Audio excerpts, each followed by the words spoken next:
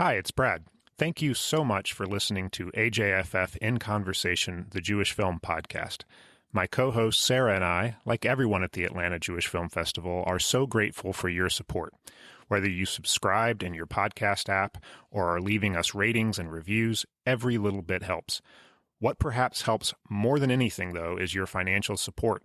We cannot do the podcast or any of our other virtual programs without the generous contributions of listeners like you. If you're willing and if you're able, please consider supporting the podcast with a donation at ajff.org/inconversation. Thank you so much, and now, please enjoy the episode.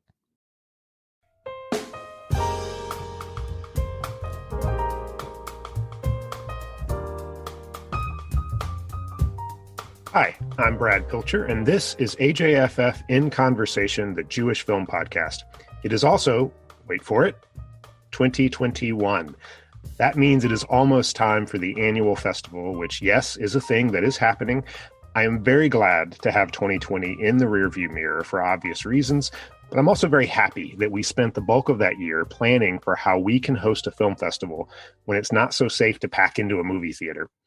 All that planning is going to pay off when the festival returns from February 17th through the 28th. But it's going to be a different kind of festival, mostly virtual festival, not exactly what people are used to from years past. So I wanted to invite on a very special guest to help me talk about how we've gotten ready for the festival, how you might get ready, and answer some burning questions about what to expect at the 2021 Atlanta Jewish Film Festival.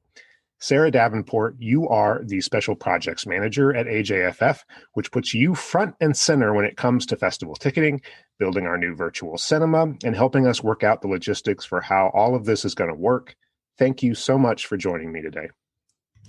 Thank you very much for having me, and especially thank you for dedicating some time to talk about this. I'm excited to share it with everybody. It's a lot. I will freely admit that I have at many times this year felt overwhelmed. So let's start from the top. We're going to have a virtual festival. So that's going to have films, but it's going to be different. What exactly, if you had to describe it to people, is a virtual festival look like? That's an excellent question. I think what's important to note is that it's going to look a lot like what we know the Atlanta Jewish Film Festival to be. It's going to feature great films, riveting conversations, and, ultimately the biggest difference and what makes it virtual is that you're going to get to enjoy it from the comfort of wherever it is you'd like to fest this year, whether that be your home office, your home theater, with your family or alone. The beauty of it is you get to decide what virtual cinema looks like to you.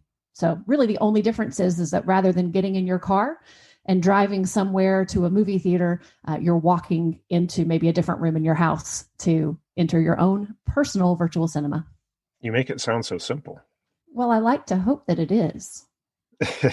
We certainly do. I mean, I think that was our goal going into this year, was knowing that the pandemic was likely to still be happening. We knew that we were going to have to do at least a hybrid festival that was somewhat virtual, we'll get to that in a minute. We have drive-in.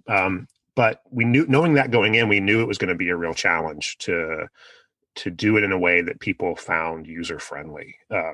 And we worked on that. We looked at a lot of different options. For me, I know that was my biggest fear, was that we would have a virtual festival, but it would be so complicated and so hard for people to figure out how to buy tickets and how to watch it. And would they be forced to watch it on their laptops or their computers as opposed to on their, on their television sets? But they can actually watch it lots of different ways. I mean, you were really, really effective at finding a solution that worked for all the different ways you might want to watch this at home. Well, thank you. I mean, I think that's where we've had both a benefit to us is that we've had an entire year to make these plans.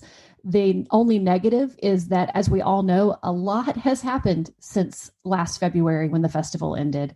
And so there's been a lot of trying to both be in the moment and aware of, how best to keep our audience safe, quite frankly, and what right choices to make there, but also looking ahead and trying to guess what's coming on the horizon and, how do we account for that? And I think that what has been done well by all the staff, according to their various departmental responsibilities, is we've really looked to see what are other people doing in the market? What are they doing well? But also, what is our audience looking for from us? And, my takeaway in all of that is everyone is looking for comfort. They're looking for stability. They are craving things being the same where they can be. And once, I kind of found that through line for myself, it kind of made all the other virtual components fall into place. There is a lot of new in this marketplace, and this is probably not a conversation people would be interested to hear all about, or all the things we could be doing that we're not. What kind of became really quickly important for me is let's lock into what we know. Let's keep things the same in a year that is going to feel very different for people. And so where we could, we really have tried to do that. Like you said, the other piece we heard is, from our audience, we knew that people wanted to be able to stay home and stay safe and watch these films. And they wanted options though. And so you're right. We wanted to make sure people didn't have to sit at a computer if they didn't want to. So I'm excited that we've got some great options available for how people are going to be able to actually create that virtual cinema experience in their home. We definitely dodged a bullet last year because we were able to do the 2020 festival right before the pandemic really hit, in this country at least. And we did, I think, have that advantage. But I will remember forever the sheer panic's not the right word, but there was this real sense of like, it took us a month or two to really get our hands around what we would have to really figure out, much less try to go about figuring it out. So I think the focus groups that we did was helpful. I do think the research that we did was really helpful. But I am curious what stayed the same, because you mentioned that, and we did. That was one of our goals, was to try to keep as much as we could about the experience of buying tickets and going to the festival and being a part of the festival the same as we could. And then the things that were going to be different, we tried to recreate the essence of them. We tried to figure out what is important about being able to talk to your friends in the lobby after you've watched a movie, and is there a way for us to recreate that, for example? But walk me through this, because I know the answer to this, but I'm always curious to hear other people describe the process. So like, if you're going to go to the festival this year and you want to buy tickets, it starts with, we're going to have a program guide. That's not different. We've always had program guides. Everybody's going to get a program guide mailed to their houses. You're going to get a wonderful book with all the films and all the information. You can figure out which films you want to buy tickets to, and then you're going to go to the website and you're going to do what at that point? And like, what's the process from there all the way through to watching your film? Yeah, great question. And I want to say, I know we're going to talk a little bit more about the program guide, I think, in a little bit, but that's one of the things I love that we kept the same. We know people cherish that printed program guide, and I'm excited that there's yet another beautiful print piece that people are going to receive this year to kind of complement and kick off the festival for them. So you're right. The start is the exact same. You're going to get your program guide. At the end of January, we're going to go live with all the lineup on our website. All that's the same. You're going to plot out what films you want to see in the festival. And then on February 10th, when tickets go on sale to the public, you can begin securing tickets just like you would in any other year. You'll go to the AJFF.org website. You'll select the film. You'll add the tickets to the cart. That whole process of actually securing your ticket looks exactly like it did in 2020. If you already have an account that you set up last year, it's still there. So no changes there. Might need to reset your password if you forgot it, but otherwise you should expect the exact same experience, which is great. Here's what's different is that when you receive your ticket to your email, it's going to come to you the same way it did last year. The only difference is that this year, rather than having a barcode that's going to get scanned by one of our great customer care team at the entrance to an in-person auditorium, instead, you're going to see in your ticket that it says voucher code, still in the exact same place on the ticket where you would normally see that barcode. And you're just going to do the work of scanning your own ticket, if you will. You're going to just type that voucher code in to the virtual cinema, either online if you choose to watch on your computer, whether that's a desktop or a laptop or a tablet. Or I'm really excited to say that you can also enter the virtual cinema through 3 different streaming devices. So we have an AJFF channel that we're launching, and that is going to be on Roku, Fire Stick, and Apple TV. So again, same front end process. When you get your ticket in your email, the only difference is now you have the control to enter that code directly into that virtual cinema to start watching during the release window. What I love about that is that we were able to keep the ticket purchase process the same, which was, I didn't think we would be able to pull that off. I'm really happy that we did. So you get a ticket and it's got a code in it. You got to put that code in. Like, what should people do before the festival to make sure that they're ready to do that? Like, should they, I assume they should download the app if they're going to do that on their Apple TVs or their Roku devices or their Fire Stick. But do they need to do anything else to sort of prepare themselves so they're ready to watch on day one? That is, yeah, great point. We want to encourage people because, we know that's where the new comes into place is, in other years, if we say, hey, there's a new venue, it's in this new location in Atlanta, people might, before the day of their film, they may have looked it up on Google Maps. They may have driven past. Well, this year, obviously, you don't need to do that piece. But what we would encourage is if you want, we want you to go ahead and get familiar with how to access the virtual cinema before that first film ever shows on February 17th. And so certainly when the website launches on January the 26th, you'll already see in the header of the website the link to the virtual cinema if you're going to watch, again, via a browser on your laptop or tablet. Even now, some of these apps that I've mentioned are already accessible to download. So specifically, if you have Roku or a Fire Stick, you can go ahead and search for AJFF and download that to your device. There's no content to watch yet, of course, because the festival isn't live yet, but you can certainly go ahead and get that in place. As of this recording, Apple TV is still in the approval process to launch in the Apple Store, but we expect that that'll be coming very soon. The other thing I'm excited about is, obviously it's more interesting to know if you're set up correctly, if you've got a little content to watch. So I am excited to say that there will be something available to watch at the end of January so that for those that want to go ahead and get these pieces set up well in advance of the start of the festival, there will be some bonus content to enjoy. A little preview of the festival will be fun. It's important for people to also, I think, know that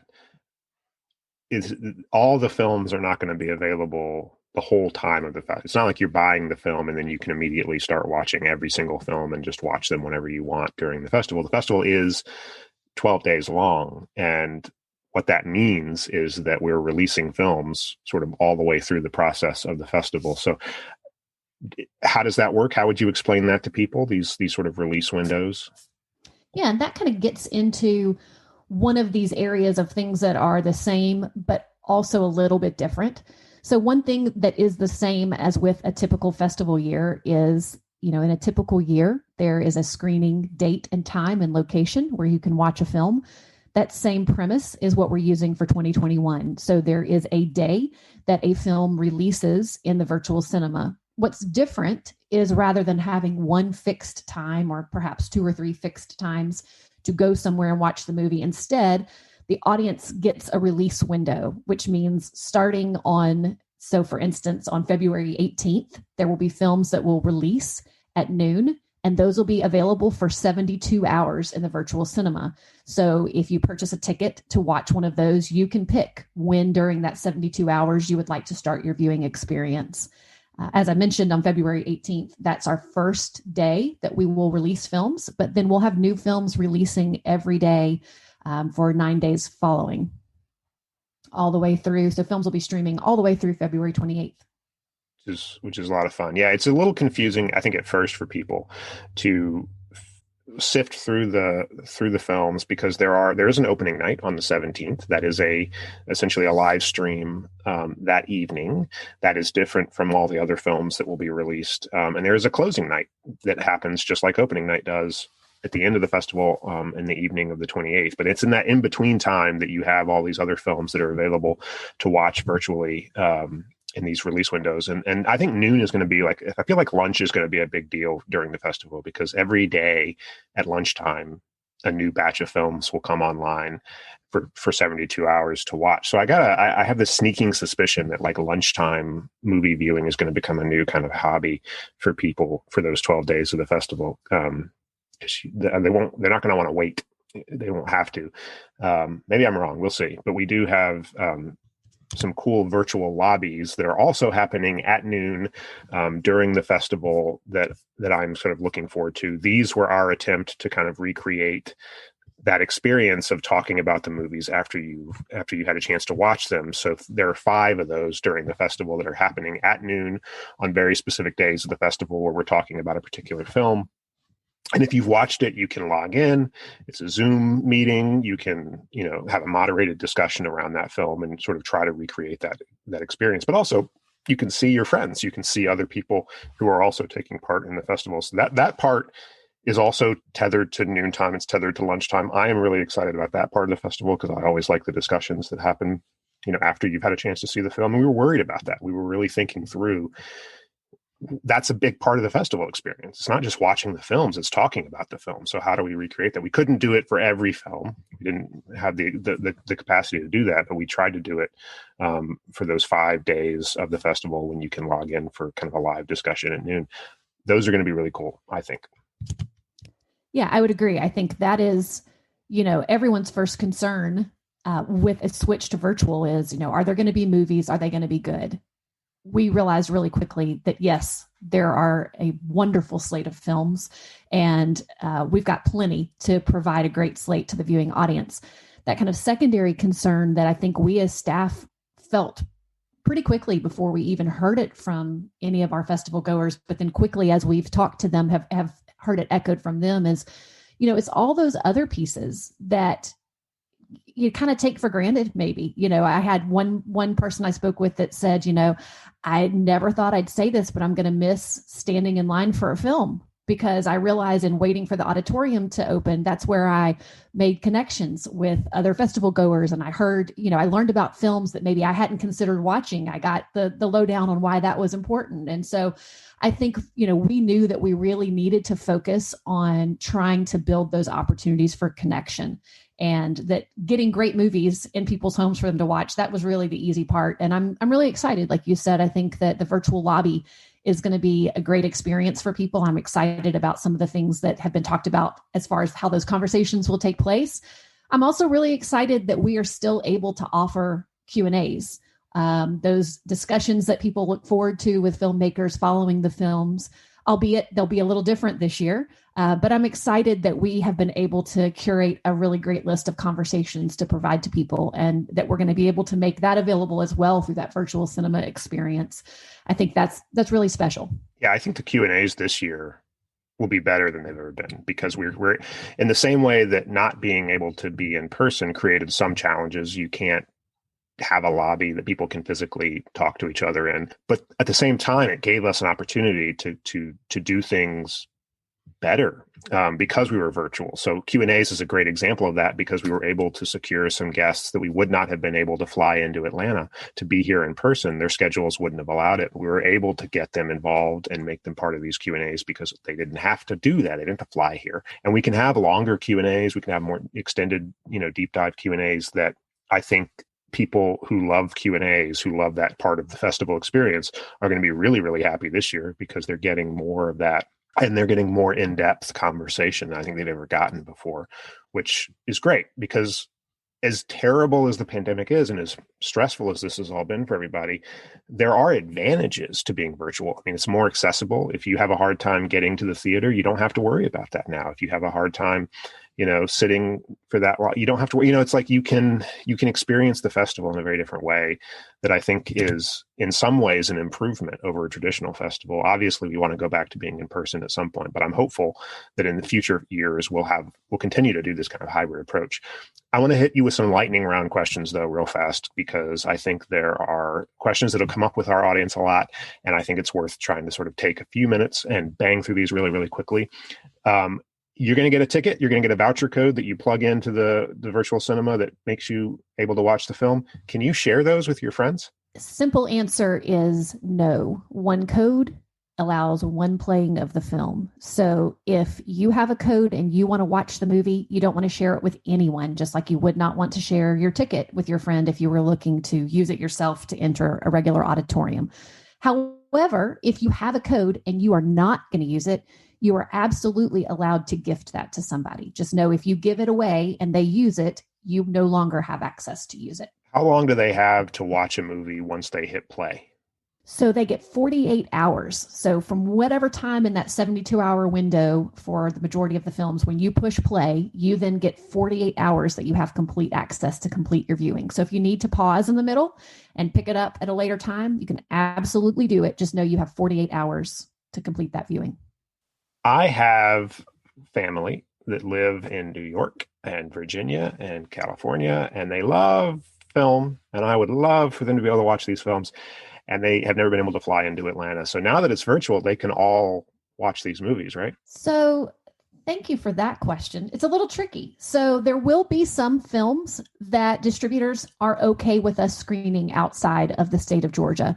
The majority of our films, they are asking us to stay focused in the geographic region of Georgia. And that's simply because, these are films that will be participating potentially in other festivals and things like that around the country. And it's a way of respecting those relationships as well. So all of those restrictions are set by the distributors. We're going to note them really clearly on the film pages if there are any restrictions like that. And certainly know there will be some films available that we would love for you to share with friends and family outside of this area. But again, all those details will be located on the film details pages on ajff.org. And these films, can they sell out? So, that's funny because I think people think virtual and it's like, that's not real. So of course there's no limits, but there are. And again, for those same reasons, it's much like going to a traditional festival. There's a limited number of tickets that we can sell because of the fixed number of people we can fit in that venue. Those same theories apply to a virtual cinema. So we do still have seat capacities, even though there's not a physical seat that's being taken. So films can absolutely sell out. Certainly, the advantage we have this year is with those numbers that you only need one ticket for multiple people in your household to view the film. So we certainly expect that everyone's going to be able to view the films that wants to. But I do want people to know that there is a chance it could sell out. So you don't want to wait to buy your tickets. Yeah, I mean, these screening caps are really important to the distributors. And I think one of the things that the audience doesn't think about is, we don't own these films. So we actually negotiate with the distributors. And one of the things that's important to them is that they don't cannibalize future theatrical releases they may be planning to do when the pandemic is lifted. They don't want to jeopardize, their ability to go into other markets. And if these films were available to everybody all over the world, we would be upset too if some festival in California had these films and they were available, and by the time we got them, that nobody cared because they already had a chance to watch them. So it's tricky. It's a little complicated. The sellout thing is one I think will be the most surprising to people. But I think you mentioned something that's really great, which is the ticket prices are basically the same. It's still $16 for a ticket, and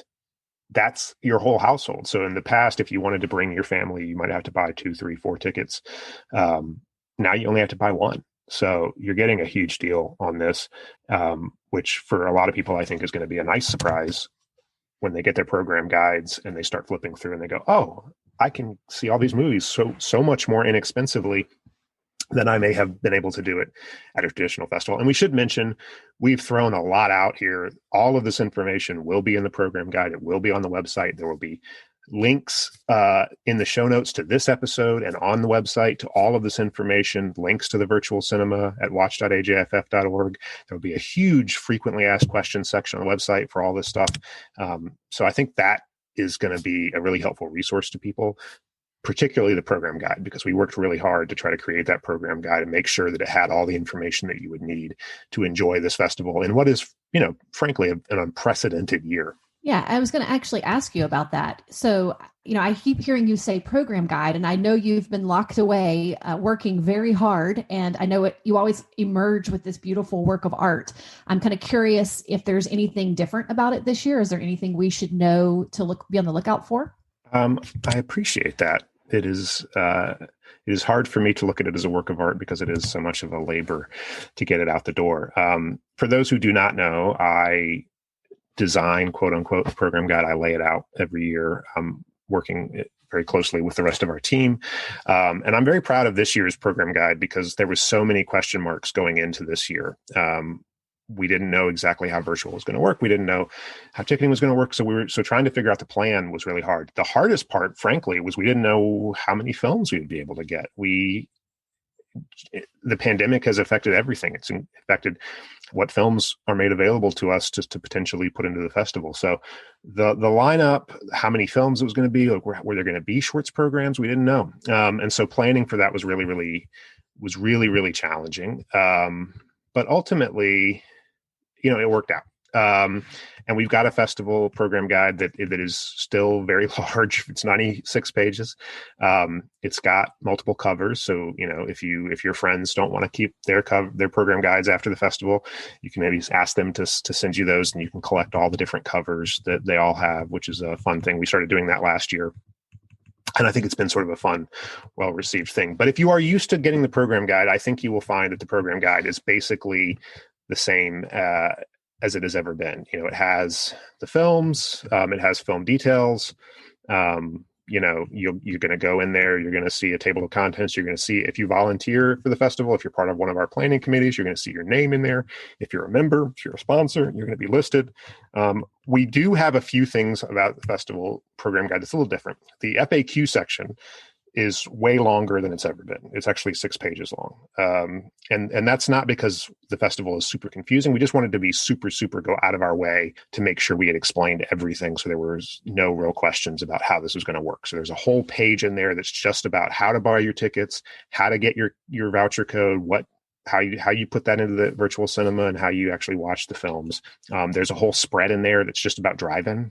All the things you need to know about drive-in, which we haven't even really gotten into, but we are going to have 3 drive-in screenings at Home Depot backyard at the Mercedes-Benz Stadium, which is a beautiful space. If you've ever been to a Falcons game or Atlanta United game and been tailgating out there, it's a huge lawn, huge green space. We're going to put a big giant screen up and have some really great drive-in movies there. It's not a lot. It's not the bulk of the festival, but we wanted to have some option there for people who wanted to take advantage of that kind of a screening environment. So there's a whole spread that has information about Home Depot backyard, has, questions about how that's going to work. Is there going to be food? Is there going to be restrooms? The answer is yes. The answer is also yes. There's a whole spread in there about ticketing questions, and also how you can take advantage of the expanded festival experience. We're going to have expanded Q&As. We've talked about, the virtual lobbies. We're going to have gourmet meals that you can order for special events that can be delivered to your house, or you can pick them up so that you can have wonderful food as part of your experience, just like in a regular year. There's going to be a festival in a box that if you buy tickets to opening night, you'll get, that is going to be fun and amazing. So there's information about all that in there.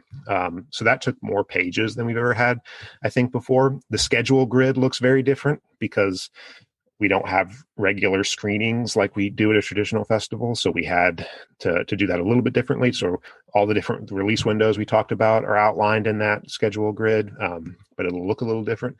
But the rest of the guide is, there's still the jury prizes. There's still a whole section of pages that talk about, groups the films by what subjects they're about. So you can sort of say, I want to see just the funny stories, or I just want to see the Israeli films, or the films that are family friendly. There's, the film details pages that have all the synopses and the metadata and all that information. That's all there. The only other thing I am very sort of happy about this year is we were able to work it out so that the back page of the guide is actually a tear out. It's a checklist. And we've done that before, but we never made it as a tear out. So you can literally tear it out. You can keep track of what films you're going to watch. You can, put it on your refrigerator. You can take a picture of it, share it with your friends. Again, we wanted to try to give people tools that would make it easier for them to really follow along with the festival and feel like they had a festival experience. Like it wasn't just Netflix. Like there was something happening. It was happening in real time, something their friends were doing. They could share that experience with them, even if they couldn't do it in person. So the program guide is really designed to reflect that as much as we possibly can. And I'm really happy that it came together as well as it did. And it will be arriving in mailboxes on January 26th or thereabouts. The USPS is the USPS, so I can't promise, but everybody should get their guides in that last week of January so that they have time to digest and figure out which films they want to buy on February 10th. And there's things we haven't even mentioned, like there's an early bird discount for the first 2 days of tickets when they're on sale that makes tickets a little bit cheaper. There's a daily highlight show we're going to do. I mean, there's so much we haven't talked about. It's all in the program guide. But every time I have these kind of conversations with people, I always forget, I didn't mention that. Oh, I didn't say anything about that. Yeah, that's exactly. I was sitting here looking at my list as you were going through things. And I was like, oh my goodness, yeah, we didn't talk about that. We didn't talk about that. I'm glad you mentioned the back cover. I think that is one of the things I'm most excited about.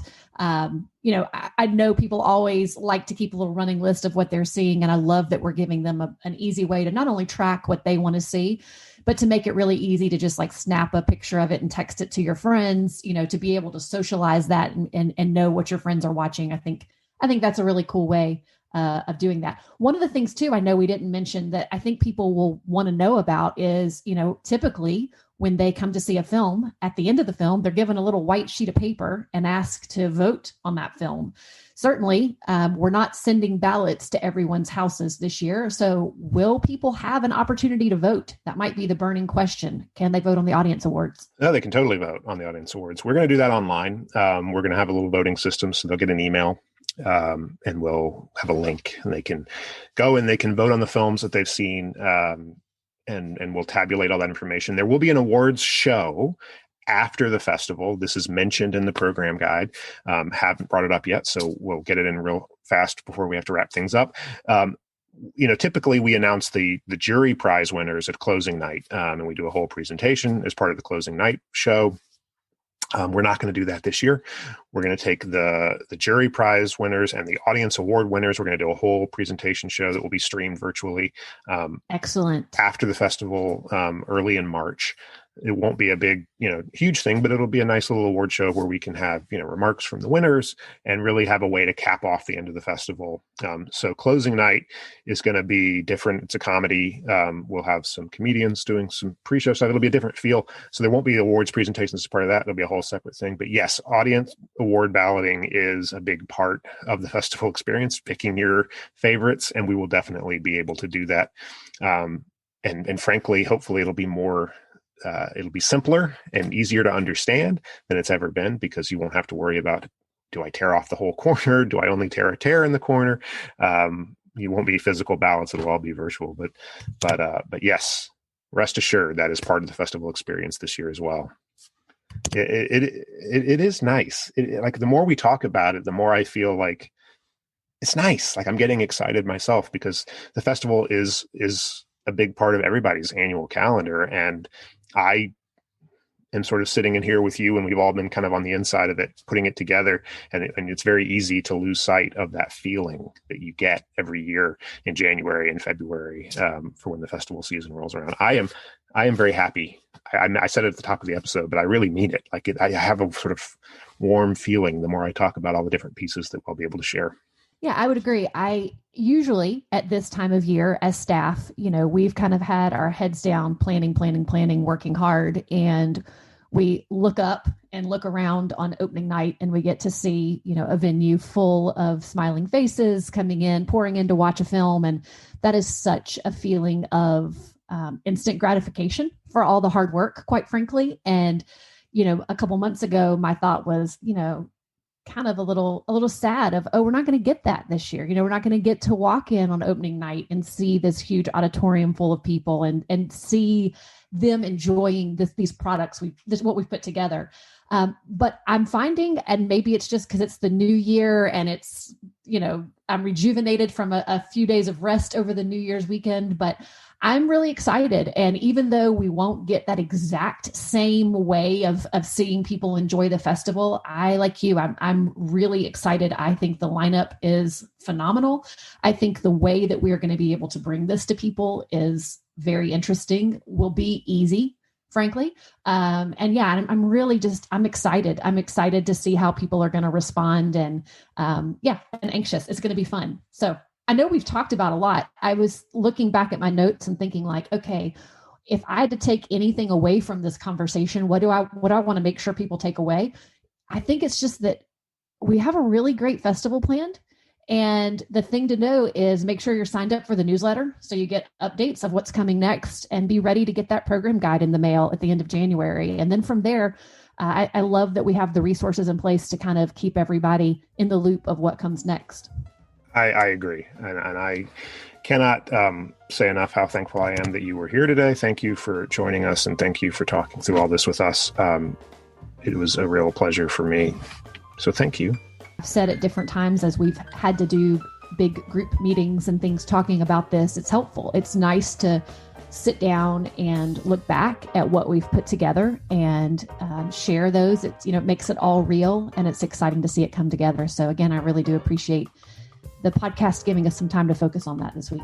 Yeah, I agree. As always, I'm Brad Pilcher, and this has been AJFF in Conversation. Producing and editing the show is our technical director, Chris Holland. My co-host is Sarah Glassberg. Thank you again to our special guest, Sarah Davenport. The music you've been hearing throughout this episode is by the incredibly talented Joe Alterman. Please look him up wherever you get your music, and find more from us as well as show notes at ajff.org/inconversation. Our email address is inconversation@ajff.org. Drop us a question, a comment. We might just include you on a future episode. Don't forget to subscribe in your podcast app of choice, or check out our YouTube channel for new episodes. Give us a rating, a review. It all helps. But what helps perhaps more than anything is your financial support. We cannot continue to do this podcast or any of our other digital programs without the ongoing support of listeners like you. If you're willing and if you're able, please make a donation at ajff.org/inconversation. And don't forget to tell your friends about the show. And definitely don't forget to tell your friends about the upcoming festival. Until next time, goodbye.